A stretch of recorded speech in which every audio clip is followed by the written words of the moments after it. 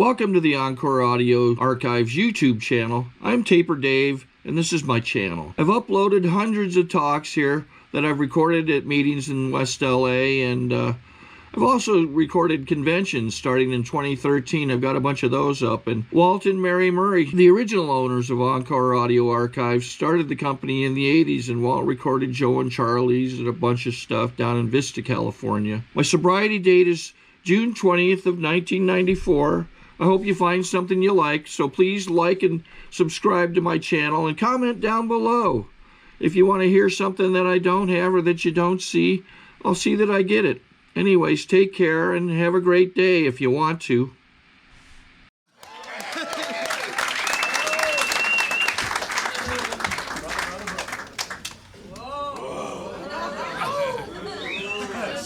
I feel a little crooning coming on. 2 mics, the whole thing? All right, calm down now. Hey, all right.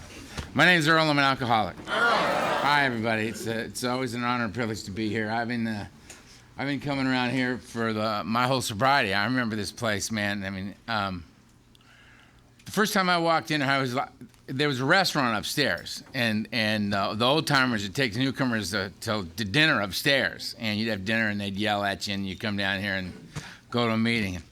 Feel bad about yourself the whole time because you just got yelled at by your sponsor all the way through dinner, right? I mean, this place was torn up. I mean, it's like a palace now compared to like what it was like back then, man. I mean, this joint was beat up, man. But you know what was happening? Recovery was happening in here. You know what I mean? People were coming in, and the message was getting carried. Because it was one alcoholic talking to another, man, and it was like, you know, the furnishings were irrelevant, you know, the language of the heart was what was important, and that's what was going on, you know, and I was struck by that instantly, the disparity between the two and the value of one and the meaninglessness of the other, you know. So it was this instantly became like one of my favorite places to come to. Everybody's here and everybody's welcome, you know. So anyway, I didn't start drinking until I was 12. I waited as long as I possibly could, man. I had been restless, irritable, and discontented for quite some time, man. I mean, I was, as somebody said to me one time a few years ago, they said, you know, you've been looking over your shoulder since you were 4 years old. I come from a very violent household. My father was not a gentle man. And I'm not complaining. That's just the way it is. And you know, so I never felt safe. I didn't trust anybody. You know what I mean? I kept my mouth shut. I kept to myself. I was a really quiet kid. But if you took your eyes off me, man, I was gone, right? And I used to jump the back fence. We lived up in this canyon, and I'd jump the back fence, and I'd go down the deer trails. And the deer runs before dusk, and I'd pull off a deer run into a place, and I'd just get real still. And right at dusk, the deer would come down through the deer trails, and I'd just sit there and I'd watch them all go by. And eventually, I got a hold of some salt lick, and I'd sit there and I'd just hold the salt lick out, and the deer would stop and they'd lick the salt out of my hand, right? So I was having these little cosmic experiences when I was like a little kid, right? So I'm down in the woods tripping with the animals while everybody's going, you know, where'd the kid go? Where'd the kid go? You know, and I was down there tripping with the deer, right? When I was 12, I got shipped off to school.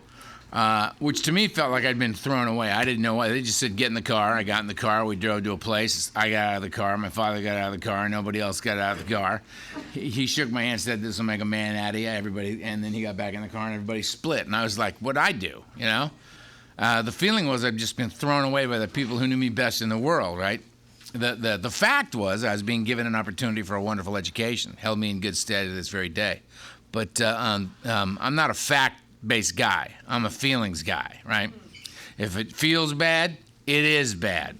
That's the way it is for me, right? I mean, the facts, whatever. You know what I mean? Those are just, you know, stats as far as I'm concerned. So I hated this place. I was the youngest and the smallest kid in a school of 250 boys. They like scoured the earth to find 250 of the most the brightest, most disturbed young kids they could find. You know what I mean? And I was going to school with guys named like Tanusak Tipmabutra. You know what I mean? That's an actual name of a dude. All right. And I was just scared of my own shadow, man. I mean, I'm like walking around thinking, man, I don't even know what I'm doing here. I don't know what this place is. I don't know why they got me in this place. There's 249 teenagers and me. I'm the youngest and smallest kid in the whole school, right? But I mean, I came up swinging because of my old man, right? So I mean, I go walking through the quad one day, and Tiny showed up. Every high school's got a guy named Tiny. He's the biggest kid in the school. He's 6'4", 240, plays guard on the team, on the football team. I mean, he goes, "How you doing, punk?" He said the word, called me a punk and slapped me in the back of the head, right? And sent me and my books flying across this quad in front of all these other students, right? Shamed me publicly. He did not realize that he had just smacked a kid. He had smacked a homicidal maniac, is what it was just very short, right? So I got up and I went over and I just hit him as hard as I could, right? It's like, I'm not taking that off of you, right? So I smacked him and then just stood there like, what? And he just went, "You got a lot of guts, kid." And then he beat the crap out of me, right? And the guy outweighed me by like 125 pounds, right? So by the time the beating was over, it was one of those beatings where, he would knock me down, I'd get up, he'd knock me down, I'd get up. And eventually, total strangers were going, "Stay down. Just stay down, man." I'm like, "Nope, come on," all right? And he hit me again. And finally, the beating was over, and I'm walking back to my room waiting, sitting there waiting for the bleeding to stop. You know what I mean? I got knots all over my head, man. And I'm just miserable, right? I mean, my family's throwing me away. Tiny's trying to kill me, you know what I mean? I don't know what the hell I'm doing in this place, right? I hate it. Word spreads across this campus like wildfire. Watch out for this little Hightower kid. He's a maniac. He attacked Tiny, right? So the cool kids started coming around. This guy, Matt, stuck his head in my drum. This took 30 minutes, by the way, right? This guy opens up the door and he looks at me and he goes, "Hey, man, you want to smoke a joint?" And I said, "Yes, I do." Having no idea what that meant. I had no idea what that meant. All I heard was, "Do you want to come with us?" And I was like, "Yes, I do." Because, I'm just sitting in here, watching the knots swell on my head, So we picked up Matt along the way, and Matt had a Tupperware container full of cheap red wine. Mad Dog cheap red, no grapes involved red wine, you know what I mean? The fortified stuff, you know what I mean? That stuff that you get so used to, you don't like the good stuff anymore. You want, give me some of that nasty rot gut, man. That's what I like, right? So we go and he gets, three total strangers, 2 13-year-olds and a 12-year-old, babies, man, just babies, standing behind next to this oak tree, right? He fires up the joint, and I take it, and I take a hit like he did, and it's like, oh, God, that's awful. Right here, take that, give me that wine, man. Took a pull on the wine, right, and it did that vapor action thing, right, and I thought, that sucks, man. Give me that joint thing back again. Right? Try that again. No, that still sucks. Let's try the wine again, right? So we're doing this circle thing with the wine and the weed, right? And I'm just thinking, somebody do something, you know what I mean, to improve the quality. And then it happened. Just bing, It's like, oh, right? Suddenly I'm comfortable standing where I'm standing, doing what I'm doing with the people I'm doing it with. And I never felt like that before in my life, man. And I don't know. Is it the pot? Is it the wine? Is it the fact that I'm standing here with my 2 very close personal friends, Matt and Steve? Because I'm feeling that connection, you know what I mean? These are my boys right here, right? Because we've known each other, 20 minutes, right? And I look like, I just knots, man, just bad, right? But I'm just standing there thinking, I'll give, Tiny wants to go another round, I'll give it another shot, man, Tiny, parent, family, they don't want me, I don't want them, screw them, right? Turn my back, never went back, right? And nobody died, and what I got to remember is that I felt better than I'd ever felt in my life, and nothing bad happened. Nothing bad happened, man. Nobody went to jail, nobody went to the nut house, no blood was drawn, nobody died. All those things were going to happen, but they didn't happen that night, right? I woke up the next morning, and my first thought was, I got to find Matt and Steve, right? And I did, and we hit it again, and we just kept hitting it, So it was humble beginnings for me, a little pot, a little red wine, man, and I was off to the races. And if there's a line we cross, I crossed it right there. right? Because I wasn't smoking or using to be, you know, social. I was smoking and using to regulate my emotional condition. You know, I had a much more powerful and specific purpose, need for the weed. You know what I mean? I had to have that, you know, to just level it out, just to make it possible for me to go sit in that room and have Otto Berger try to teach me Latin without sitting there thinking, how can I kill him and get away with it? You know, because that's just what, you know, homicidal thinking, right? And so then Nick, I went on a 10-hour pass, and a guy said, would you like a couple of these pills? And I said, yes, I would. And I took them and I put them in my mouth, and then I said, what were those? Which is the exact opposite way normal people take pills, right? Normal people say, what are these? They tell you, and you make a decision as to whether or not you want to take them. You hand me 2 pills, I take them, and then ask you, what are they? You know, am I going up or down now? What's going on, right? And the guy said to me, oh, you're going down. Because it turns out it was I had just swallowed, you know, I was a 13-year-old kid who just swallowed 2 Tuinol, right? Which was a very powerful barbiturate. You know, back in the day, I don't even know if they make those anymore, man. The only reason you eat a Tuinol is if you need to melt. You know what I mean? They just, that's all they're good for, right? It just, so I got strung out on Tuinol, Placidil, Seconal, all that stuff, right? You know, 14 with psychedelics. The only reason I took a psychedelic is I was on a pass with a girl named Debbie, who was a really bad girl, man. I will love her till the day I die, man. You know, that girl changed it up for me. And Debbie said, you want to drop some acid? And I said, yes, I do, Debbie. And Debbie took out a lipstick tube, and she took the top off, and she spun up the lipstick, and on the end of it was this little pill, which I thought was very clever, right? So I took it off and put it in my mouth and swallowed it. And she said, did you take that whole thing? And I said, well, yes, I did. You see, it was very tiny. And I've been eating these 3-grain pharmaceutical horse caps, you know what I mean? So this is a tiny little thing. I mean, what could that possibly do to you? Right? And she says, well, that was 3 hits of white lightning. Right? Yeah, some old timers in here, right? Yeah. 3 hits. Let's just say the next 2 days were very interesting. At least what little I can remember of them, right? I mean, I was tripping hard, right, for 2 days, man. Wicked stuff, boy. Debbie was fun. And about 600 hits later, I got classified legally insane by the military, but that's a whole other story we don't have time for here. 15, I started shooting dope. The only reason I shot dope was I was on a boat in Marina Del Rey with a lovely girl, Cammie. Kind of a pattern here, I think, right? Right? And Cammie said, would you like me to stick this in your body? And I said, I'm certain of it. And, you know, and Cammie knew what she was doing, man. Cammie hit me, and I just went, right? And all I remember is as I was going down, all I remember thinking was, if I'm not dead, I am doing that again, man. Because that was awesome, right? I mean, it was instant. I don't have any problems. You know?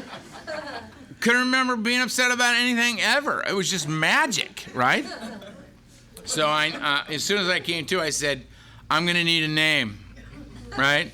And where you go to get that immediately, because I think that's my life forever, right there, right? And what happened? 16, I quit. I dropped out of boarding school. I figured, 4.5 years of Latin was enough, because that's come in handy.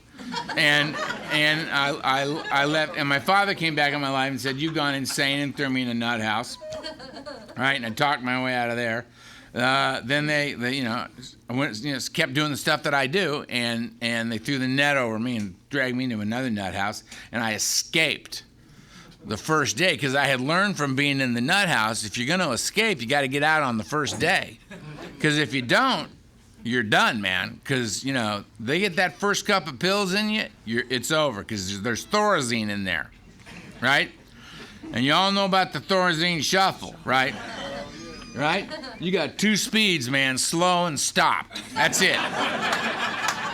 But the thing is that you feel fine, you know what I mean? You don't know that until you try to make a move, and it ain't there, right? You're thinking ready to go. You got the arms moving, the whole thing. You're like, what the hell? I didn't understand what's happening, right? It's called Thorazine, kid. We got you, man. You've been grounded, right? So the second time I got in the nut house, I bolted before they got the Thorazine in me, right? The reason I tell you that is 16 years later, I'd gotten sober, and I was a couple years sober, and I was doing some work for a treatment center not far from here. I was doing some marketing, and I went back to that place, right, and said, look, you guys have mental health patients. These guys have addicts over here, you know what I mean? We'll send you the mental health patients. You send us the addicts, Everybody wins, Everybody gets what they need, right? And I think it's a good plan, right? So I go over there. I walk in to see the administrator. It's the same guy. Same guy, still there 16 years later. And I'm like, this is not good, right? So I sit down, I'm talking to him, and he says, your name is familiar. And I said, well, yeah, it's a common name. It's like Hightower's a common name, right? So we're leaving, and I'm thinking, I've been going to these meetings and stuff, and I've been hearing about this rigorous honesty, and I cut a deal with this guy. He was a really nice guy, right? He was so nice to me, and we cut this deal, and he goes, you're absolutely right. It's a great plan. We'll do that. You know what I mean? Here's a letter of intent. And you take that back to your place of business. You know what I mean? And we're going to, blah, blah, blah, blah. And I'm going to go back and look like, a star back at the job, right? This is just good stuff, right? So we're walking out, and I'm feeling really, really bad about being, dishonest with this guy. So I stopped, and we're right out front. I can see it like it was yesterday, man. We stopped, and I looked at him, and I said, listen, there's something I got to tell you. And he goes, well, what is it? And I said, I escaped from here 16 years ago. And he looked at me he just kind of looked at me for a second, and he said, well, you seem to be doing pretty good. I said, yeah, things are pretty, okay, man.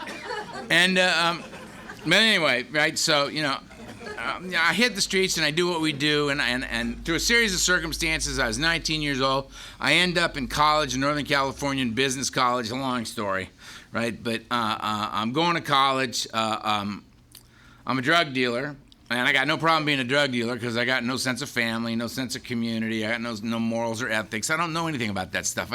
I'm completely underground. I just know about, getting high. That's all I know about. And, buy low, sell high. Got it. Let's go. You know what I mean? And that's what I'm doing, right? And I'm studying marketing, production, distribution in college, and, applying to my business. Business is booming. I think everything's great. And this college has a health fair. I go, oh, great. It's a health fair, right? So I go to the health fair thinking I'll go and be healthy, right? So I go to the health fair, and they say, you have malignant cancer. And I go, that is not what I expected to hear you say. And so they said, yeah, you got it bad too. So if I were you, I'd get your affairs in order, because you need to go to LA and have major surgery at St. John's Hospital, and it's like a big deal, right? And I'm thinking, well, that kind of blows, but okay. So I come back to LA, they do major surgery on my upper back, and I just remember the guy. I'm 19 years old, I'm a drug addict, an alcoholic, and the guy says, you got to get your affairs in order. And I'm thinking, and I really got struck by that statement, get your affairs in order, because I thought, you know what? That's like a joke. I make 2 phone calls, we're pretty much good to go here. You know what I mean? It's like, I got no affairs to get in order. I've done nothing with my life. I've accomplished nothing. And now I'm going to die. And this sucks, right? And they did major surgery on my upper back, and then they put me in what they called it nuclear medicine back then, but it's actually called, it's chemotherapy. And I did it for a little while, and I didn't like it because the buzz sucked, right? So I went home and got loaded the way I got loaded, and I beat the cancer thing. I'm a long-term cancer survivor, right? So I ended up going back up to college, and while I'm back up at college, my mother calls me crying and says, look, we haven't been anywhere as a family in 10 years. Your 22nd birthday's coming up. We'll go anywhere you want to go. This one's hard to tell near my birthday, right? November 7th was my birthday, right? So it's like, November 6th is my AA birthday. November 7th is my natal birthday. And people ask me, why didn't you just wait and get sober on your birthday? And my honest answer to that is that I didn't know it was November. Or maybe I would have. But my mother calls me and says, we got to go on your birthday, November 7th. We got to go do something as a family. We got to put this family back together. You've been gone for 10 years. We got to make it right. And I said, fine. So I flew back to L.A., and on November 7th, we took off to fly to Guadalajara, and on the way there, the plane crashed. And my mother, my father, and my little sister all died in the crash. And I survived. And I fractured my skull, broke my back in 3 places, crushed my arm and my leg. I was paralyzed from the waist down. I had a lot of internal injuries. Crushed my arm, had metal sticking through my arm. Only thing I could move was my right arm. My right arm was the only thing I could move. Left arm was all mangled up. And my mother was laying right over there. My little sister Kimberly was over there. And my father was right over there. And I could see all of them, but I couldn't move. I couldn't do anything to get to any of them. And I could see they were dying. And I just laid there and I watched them all bleed to death in front of me. And I renounced God. I mean, it wasn't like this big Hallmark, shake your fist at the sky, I renounce. It's like, no, it was just this really quiet, man. It was so quiet up there, man. And it was just, click. I'm out, man. Any God that would do that. I'm no use to a God at that time. And then some guys came up and I thought, oh, cool, and I got out my wallet, took out my ID, because I wanted to know my name, for when I died, because I knew I was dying. And the guy slapped it out of my hand, took the money out of my wallet, and they scavenged the plane wreck, took what they could find of value, and left them out and left me up there to die, right? So I had no love of you either, right? They scavenged the wreck for what they could find of value and left me there. So I was like this. I was one pissed off, crazy little busted up dope fiend laying on the ground in Mexico. Finally, they came and they got me. And they took me down to a hospital in Los Mochis, Mexico, Hospital Fatima in Los Mochis, Mexico, right? And they found my name, and that brought the federales, right? Because I had an issue. Yes, that's what we'll call it, an issue with the Mexican government, and they were not thrilled to see me back on their sovereign soil. So they interrogated me for 3.5 days through an interpreter, which means they tortured me. They wouldn't give me anything for pain. They kept slapping me around, you know what I mean? And I had like busted bones. I had parts going the wrong direction, you know what I mean? And they wouldn't do anything about it. Finally, I called up a buddy of mine in Northern and said, look, I'm going to die if you don't get me out of here. And they flew a plane down, and they plastered me from the neck down and flew me out of Mexico into St. John's Hospital over here in Santa Monica, where I was for a long time. And I came out of there wearing a back brace, walking on a cane. I still had a cast on my right leg. And I went on my last run, and it lasted for 6.5 years. And I was completely stark, raving crazy, out of my mind, man. I had pictures in my head I knew I couldn't live with. I wasn't suicidal, but death was an acceptable consequence of how I used. You know what I mean? It's like you could say to me, if you do take that shot, it could kill you. That wouldn't stop me from taking the shot. Well, that's what happens. That's what happens, I don't want to die, but if I do, no biggie. And so I used for another 6 years, and I got all the violence and the craziness and all that, you know what I mean? I came out of the last blackout, and I was hair down to my waist, and 215 pounds. It was yellow. My thyroid had shut down. My heart was swollen. Couldn't touch the liver or the kidneys. Family was dead. Had no friends. Had no place to live. I'd broken 64 bones. I had over over 650 stitches in me altogether at that point. I've been stabbed twice, cancer surgery, all this. I was a mess, right? Skull fractured a couple times. And I had a moment of clarity out of that blackout. Both my hands were busted, and the cops were outside deciding whether or not to charge me with the attempted murder of David Luboff. And I have no memory of what transpired there at all. And here's the thing that I want you to understand is that if you looked at my life, outside of my life, it was mayhem in every direction. You know what I'm saying? There was no area of my life where I could look and go, well, it's going pretty good over here. There was no area like that. You know what I mean? It was all just like, it's bad. And none of that was slowing me down. I didn't care. I didn't care about that. I didn't care about you.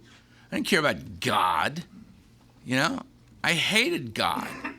But my moment of clarity was internal, and it was this loneliness. Suddenly, I experienced the loneliness that I had felt for so many years, that I wasn't connected to another human being on the face of the earth, and that was the direct result of my addiction, right? And if I didn't want to die completely and utterly alone, I was going to have to find another way to live. I was going to have to find consciousness beyond that which I currently possessed, because I'd tried to stop so many times, man, and I couldn't get to the end of the day. I couldn't get a day. Not one day. I could not get one day without getting high. I couldn't do it. So I threw up my paws, man, and I said the magic word. I said, help. And somebody said, heard it, grab him. And they grabbed me, threw me in the back of an ambulance, and I ended up at UCLA Emergency, and they pumped my stomach and said, get him out of here, he's going to die. They took me to Olive View Medical Center for 3 to 5 days. I got worse. They took me to Long Beach General Hospital, which doesn't exist anymore, but it was 42 guys in one room. It was a room about this big. There's 21 cots, army cots, on each side of the room with sheets drawn between the cots. And how you kicked, it's called riding the cot. You just got in the cot and grabbed the rails, man, and kicked. You know, nobody came around at night going, you a little anxious, Earl? Can I get you a little something for that? You know, a little something, get you a little something, help you sleep. You know what I mean? It's like, man. It's like nobody slept. I mean, somebody was flipping out at every given moment. Some guy was up out of his cot like, okay, I got a few things I got to talk about. You know what I mean? And just running around the room. You know, and everybody goes, you know, like Neil's turn. There he goes. You know, and I bucked up out of my cot. You know, I did this seizure. You know, it's like I don't feel well. Wham! You know what I mean? You're up out of the cot and on the floor flopping around. Up on a gurney, into the hospital, anticonvulsants, stabilize you, roll you back in, throw you back in the cot. You know? Ugh. I spent 47 days in that cot. I said, I'm gonna live or die right here, man. And when I left, they said one thing to me. This was my exit strategy. Here it is. If you don't want to die, you better go to AA. It's the only place a guy like you's got a shot. The end. That was it. That was my clinical plan. Go to AA or die. And after everything I'd been through, do you know what my response was? I said, really? Really? A&A, huh? It's come to this. I've never been there, but I know about those people. You know that whole puts a plug in the jug thing, you know what I mean? They're very big on the no drinking thing. You go there, they sit in circles. You going, how you doing, Bob? Well, I'm not drinking. All right. Got any plans for later? Yeah, I'm not gonna drink. Riveting, Bob. I'm kind of new, Bob. A little, kind of freaking out a little bit, Bob. You got any ideas for me? Well, you probably shouldn't drink either. Welcome to AA. We're living the dream now, as a friend of mine used to say. But I thought, and the guy looked at me and just said, shut up and go. And I'm like, fine, right? No need to be rude. So I ended up in the basement of a church on a Friday night, and a guy got up and shared his experience, strength, and hope, and changed my life for good. It's like he reached right inside me and flipped on the pilot light, right? Because he told me what he was like, and I was like that. And he told me what happened to him, and that had happened to me. And then he told me what his life was like today, and I didn't have a lick of that, right? I said, well, you lost me there with that, you know, how great your life is now, because I'm sitting here trying not to kill myself for several other people at any given moment. I am freaking out. What I didn't realize is I was in a room with fluorescent lighting, and when they had set my back in Mexico, right, with no anesthesia, they had done it under fluorescent lighting. So a lot of my PTSD gets triggered by fluorescent lighting. I get into a room with fluorescent lights, and my blood pressure just starts jacking up. I start sweating. I start feeling threatened. I start feeling like bad things are going to happen. You know what I mean? It just starts whirling on me, you know what I mean? And now I know, so I can go into rooms that have it and maintain and be fine. But back then, I couldn't, right? And I ended up, I remember, like one of the first, second or third meeting I ended up in, I walked in, they had fluorescent lighting, and I went, I can't go in there. And what I love about AA is this guy said, okay, we'll go have a meeting in the parking lot. And he grabbed the big book, and we went out in the parking lot, and that guy sat down and had a meeting with me. Right? I'll never forget that as long as I live, right? And I don't know that guy's name. I couldn't tell you for the life of me what that guy's name was. But he got it that I seriously couldn't be in that room. I couldn't be in that room, but he wasn't going to let me slip through the cracks. I was getting an AA meeting that night, so he took me out there and he gave me an AA meeting, right? And that has affected a lot of how I function in AA to this very day, as some of the guys who know me will attest to, right? So anyway, I ended up in here, man, in the back row, arms folded, mad dogging everybody. You know, do not come up on me. Don't confuse me with somebody who wants to hear about your day. I do not want to hear about your day. I don't like you. I don't want to like you. I don't want to hear about it. You can say the Lord's Prayer. I ain't saying it. Right? Right? I just can't drink. Right? And I remember one of the first few meetings, they said, our speaker tonight is Betty. And I was like, time out. Seriously, Betty? Because, I mean, look, I'm really good at noticing the differences. You know what I'm saying? And Betty's in the name of a woman. I spotted this immediately. And I don't want to hear, look, it's not better or worse, it's just different. If you're a woman, you don't know about me. If you come up 5 years earlier, 5 years younger, you don't know about me. If you're black, you don't know about me. If you're Asian, you don't know about me. If you're gay, you don't know about me. If you're a woman, you don't know about me. I had a wagon circle so tight when I came in, man. If you weren't Earl, you didn't know about me. So just back off, right? And now Betty's talking. It's like, great, how am I going to get this hour of my life back, right? So I'm sitting in the back. It's like, oh, God, here comes Betty. Betty's still moving for the podium, man. She's like 75 years old, got on her little spring dress, you know, and her little hair helmet, you know what I mean?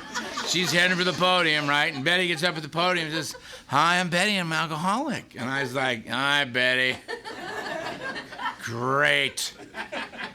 What'd you do, break your teacup and come screaming on into AA? Right? And then Betty says, well, when I was a young lady, if you had 50 cents, you could walk into a bar and drink for 2 weeks, and then broke down how you would go about doing that. When she was done, I looked at the guy next to me and I said, I would so roll with Betty, man. Betty was a badass, man. Now I am all screwed up, man. I'm like, left the meeting, I'm identifying with a 75-year-old woman. What the hell's going on here? I just didn't understand, right? That it had nothing to do with, okay, you and I look alike, right? So we're roughly the same age, so we'll talk. And then screw the rest of you, right? That's all, one guy. Give me one guy and we'll do that and we'll be fine. But I didn't understand that it's the inside job, right? And it's about the spirit within all of us, right? And that's what gets tormented by this illness, that the mind and the body are but manifestations of a spiritual illness, right? And that it's the soul that's being destroyed, and that we all have that, right? And we have a common problem and a common solution, right? And I didn't know that. And they said, you got to get a sponsor, man. You got to get a sponsor, And there's a series of tapes out of me. It's called Earl in New York Unattended. Because my sponsor at one point said that I should never be allowed to walk the earth unattended. And to this day, people say that is still correct, that I shouldn't. And I'm fine with it, because why would I want to be alone, right? If you want to attend, you want to come along, man. I don't need to be unattended, right? What was I talking about? New York. Getting a sponsor. So I went around, and I went to this meeting, and this guy, I'm not kidding you, man. I went to this meeting, and this guy flew into the room. He was the kind of guy that when he came into a room, no matter how quietly he came in, you looked at him and you went, who's the big gay guy? Right? But he never came into a room quietly. He just flew in, right? And this guy flew in, and I was like, Jesus, who's that guy? And he got up and he spoke. And he blew my mind. And I went, that guy. I want that guy to sponsor me. And all my friends were like, seriously? That guy? You have nothing in common with that guy. I said, the hell I don't, man. That guy is so alive, it's unreal. That guy's so turned on to life. That guy's so passionate about living. That guy's so passionate about Alcoholics Anonymous. That guy doesn't give a shit what anybody thinks about him. He lives his life the way he wants to live it, and that's that, right? And I thought, That is badass, man. I don't want that guy to sponsor me. So I went up to him and I said, will you sponsor me? Because he scared me. And I didn't want anybody to know. That guy scared me, man. That guy was, whoosh. And he went, what? And I said, will you sponsor me? And he went, yeah. You don't have to like what I tell you, and you don't have to think it's a good idea. You just have to do it. And I went, all right, I can work around that, right? Little did I know there was no working around it, right? I mean, this guy had my number, man. And it was 7 to 9 meetings a week, commitments all over the place. I mean, I became an AA foot soldier, man. And my first 5 years was about building a foundation upon which I could live a free man. And what I found in here was this circle with a triangle, right? And it's an ancient spiritual symbol that stands for mind, body, and spirit brought together as a whole human being. And therein lies the balance I'd sought my whole life, and I'd never been able to find drunk or sober. AA adopted that symbol, and it's the same thing. Unity, service, and recovery. Unity's the body. I bring it here. I can't get sober, but we seem to be able to if we stick together. Meeting makers make it, right? That's why I go to meetings, right? So unity's the body, I bring it here. Recovery's of the mind, I work the steps to be relieved of the greater aspect of my disease, the obsession of the mind, the thing that makes it impossible for me to get comfortable sober. The reason why people relapse. People get, I mean, if that wasn't true, detox centers would be kicking out winners, and they are not. If you haven't noticed, you know, people aren't getting 72 hours, aren't kicking for 72 hours and then, you know, on their way to a happy, joyful life, you know. That's not what's going down, right? So you got to deal with the obsession of the mind. So you work the 12 steps. Is that them? There they are. Those must be the traditions. Clever. Right, 24 things, right. Yeah, I was a little crazy in the beginning. That's what he's reminding me of. Anyway, so the 12 traditions, the 12 steps are very simple. Step 1 is, what's the problem? Lack of power is my dilemma. I may be able to do a lot of things in life, but when it comes to drinking and using, I'm nuts, right? I'm off the rails. Well, if lack of power is my problem, what's my solution? Step 2. Could I come to believe that a power greater than myself could restore me to sanity, soundness of mind, relieve me of the obsession to drink, use? And I said, it's got to have to be something bigger than me, man, because I've tried everything, and I can't stop using, man. So I said, yeah, okay, right? And then step 3 said, okay, well, you better make a decision to do something about that. All right, what do you want me to do? Get down on your knees and turn your will and your life over to the care of God as you understand. And I said, well, we got a problem here, right? I will get down on my knees and turn my will and my life over to the care of a God I don't understand. I see, at this point, I could see evidence of God on a daily basis because I'd been railing for a while about God, you know, screw God this and God, I hate God that and this and that and the other thing. And finally one day, Donald just got sick of it and he looked at me and he said, dude, you cannot be mad at a God you don't believe in. Yeah, right? It's like a 2x4 right in the forehead. Just whack. Said, oh, God. I gotta go home and mull that one over, right? And so I started to realize that I had a relationship with a power greater than myself. It was just a bad one. And then I needed to do some work on it, right? And so I turned my will and my life over to the care of a God I didn't understand and that I wasn't on good terms with. And that was just gonna have to do. But I did it, right? And I built on that, right? 4 and 5 was me, 6 and 7 was God, 8 and 9 was you, and there ain't nobody else to play with. That's the whole ball game, right? And it allowed me to reboot my entire life. Because that's what's so amazing about the steps is it goes so far past not just drinking and using. It allows you to begin again, to start over fresh, man. It gives you the tools to clean it all up, wipe the slate clean, and start a new life. How many people get a shot like that? Right? We do. Right? We do. And most of us in here don't even know it because we never read this. I will not pick it up again. It's right here. Bullshit. I will pick it up again. This book, if you just read the doctor's opinion in the first 164 pages, you got the game plan. That's the whole game plan. That's everything I'm talking about. Unity's the body, you bring it here. Recovery's of the mind, you work the 12 steps as outlined in that book. Having had a spiritual awakening is the result of the steps, 12, right? You can practice these principles and carry the message. How can I help? You can get out of self and be a service to another human being. But you can't give away something you don't have. So you got to come get it so that you can give it to the guy who's coming in. There are a lot of guys in here that stood up in their first 30 days, right? they're our responsibility. That's why we're here. The purpose of a meeting is to have a place where those guys can come and hear a message of hope and recovery, where those guys can hear that they do have a chance. There is a shot. You can recover from alcoholism and drug addiction. You can have a life of your own making. Right? Right on, right. We're testifying tonight. Right? All we offer is a foundation upon which you can stand, a free man, a free woman. That's what we give you. We give you a solid ground you can walk upon. Then now you take that and go out into the world and build whatever the hell you want.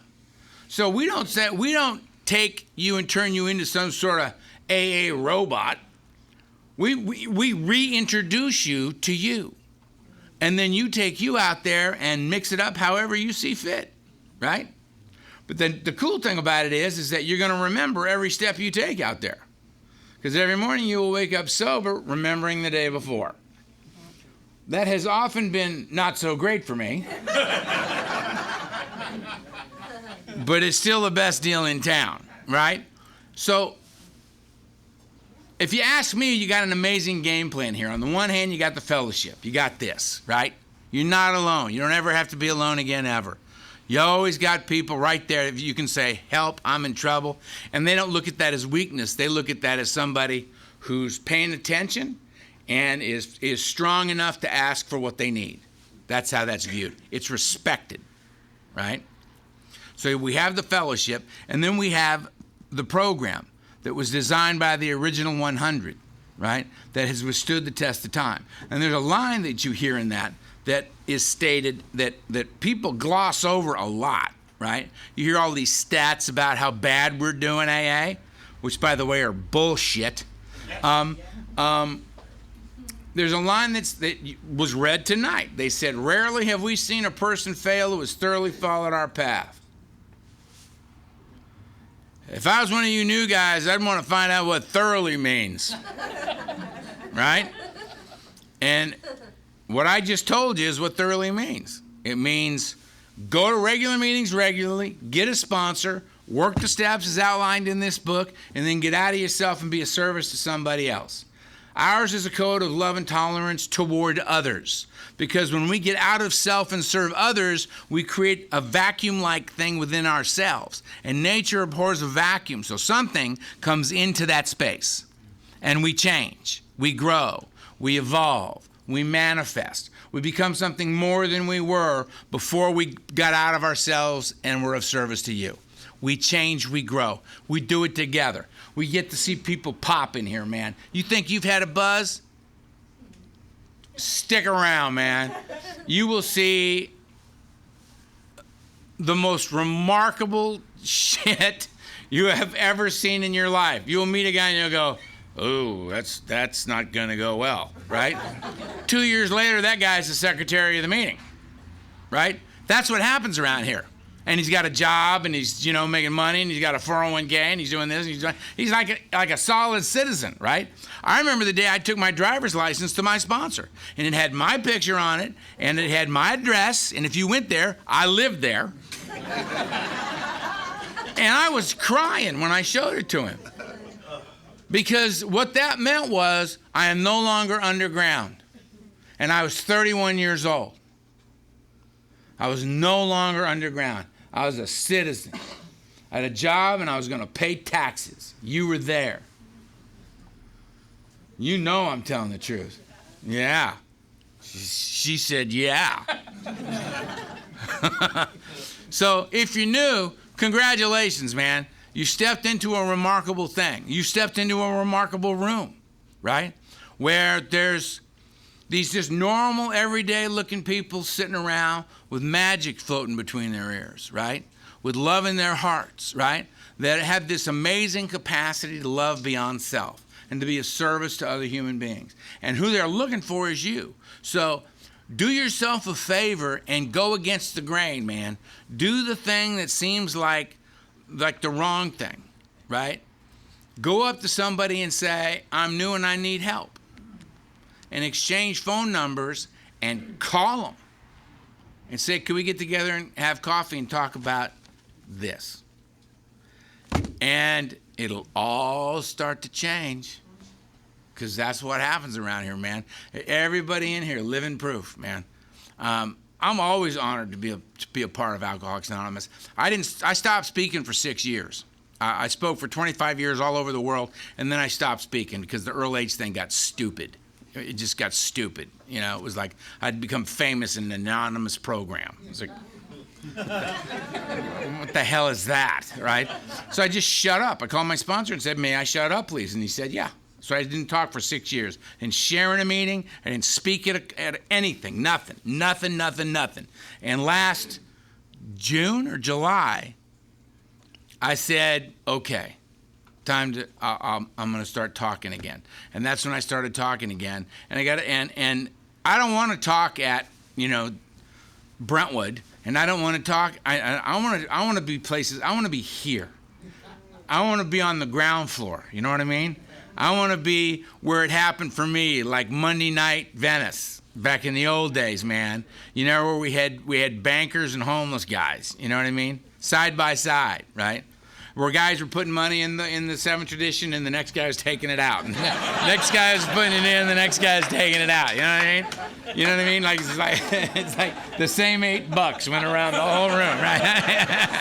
You know, I love that shit, right? If you're new, stick around, man. Well, there's only one thing we insist on in this book, and I'll leave it to you to find out where it is. But it says we absolutely insist on enjoying life, right? We are not a glum lot, man. We have a good time. The party ain't over. It's just you're going to remember it tomorrow. All right? I love you. Thanks.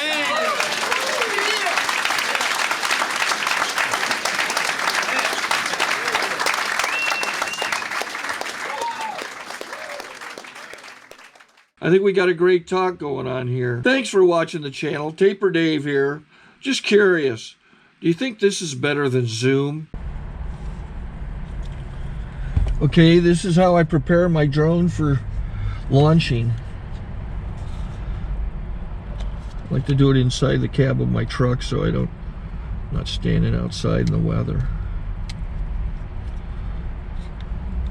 To install the joysticks for control, up and down, right and left, powered on. I have an Android phone that I use to connect it to the drone with. And it's actually controlled through the iPhone, through an app. Oops, wrong way. It's actually controlled through the iPhone, or through this Android phone, through the app. It's actually controlled through the Android phone, through an app, and you connect it through this short connection right here.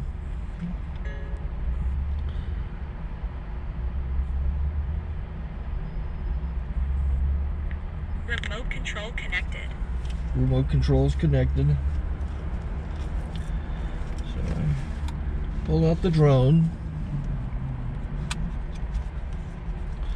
I have to extend the legs. Long legs extended first, then the short legs. Remove the gimbal protector. Set that aside, then power it on one short burst, then one long burst. I lay it down. So I have to go to calibrate. So the drone's not connected yet. It shows you here as this drone gets disconnected, even though the remote's powered on. So the drone has to establish it's connected. So I go into the app to calibration mode. First I'll calibrate the remote controller. Start calibration. Out, in, out, in, up, down, and then this little wheel is to control the gimbal. So it's calibrated. Go to gimbal calibration, start calibration, and then it calibrates the gimbal. And if that shows up, the gimbal's moving all over the place. Changes, you can see it on the video. and I'm calibrated to take off. It's acquired 7 satellites at the moment. There are 26 satellites up in the sky, which it has to acquire before you can take off. So it's connected. It's got enough satellites. This is white. I can go to press this little arrow button, swipe right to take off, and it would start the motors if I slid this to the right, but I'll wait till I get outside. Don't want to do it inside.